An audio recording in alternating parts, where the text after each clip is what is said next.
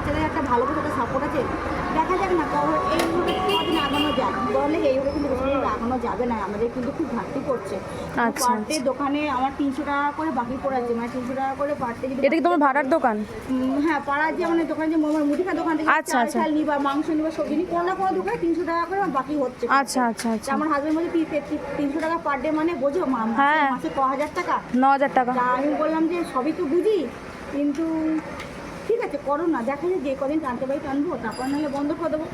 এই করতে করতে এত দূর দিয়ে চলে এসেছি, কীভাবে হয়ে গেল, কীভাবে যে টাকা এটা তোমার কঠোর পরিশ্রমের জন্য, আর বাড়ির লোক পাশে আছে, বাড়ির লোক আছে, সাপোর্ট করেছে, প্রচুর সাপোর্ট করে, প্রচুর।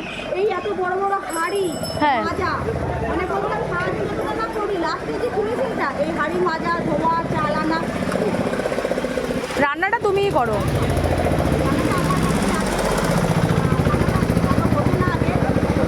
আমি আমেরিকান ভাইয়ের কাছে গেছিলাম, মানে আমাদের মাইকটা একটু ঠিক করে নাও না, মাইকটা একটু ওপর দিকটা লাগিয়ে দাও না। হ্যাঁ বলো। হ্যাঁ, ওই তোমার দীপঙ্কর ভাইয়ের কাছে গেছিলাম। দীপঙ্করের ভাইয়ের কাছে যাওয়ার পরে আমার বিরিয়ানি রান্না করে নিয়ে গেছিলাম, তো ভাই আচ্ছা। খেয়েছিল। খাওয়ার পরে যেখানে যেখানে ভুল অনেক কিছু ব্যাপার থাকে, হয়তো মিক্সিংটা ভালো দিচ্ছি না, হয়তো পরিমাণটা বেশি দিচ্ছি কোনো মশলা, সেইটা বললো যে পরিমাণ কোথায় কোথায় ভুল আছে না ভুল ধরিয়ে দিল, তারপর তুমি ওটা যে বুঝে শুনে এখন এখন মোটামুটি এই জায়গাতে সবাই এসেছো। বলছে যে না আগের থেকে এখন না না, খুবই সুন্দর।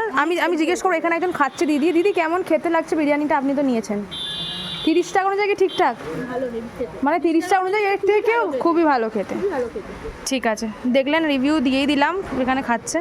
না মোটামুটি সবাই রিভিউ এখানে আসার পরে অনেকেই বিশ্বাস করেন, অনেকে খেয়েছে, খাওয়ার পরে অনেকেই অবাক হচ্ছে 30 টাকা এত সুন্দর কী করে হয়। এই তো একজন এক্ষুনি ফোন করে হ্যাঁ কনফার্ম হচ্ছে না। হচ্ছে না, তারপরে একজন এসে বলে গেল যে অর্ডার দেবো, পরশু দিনকে বোধহয় অর্ডার দেবে 250 প্যাকেট।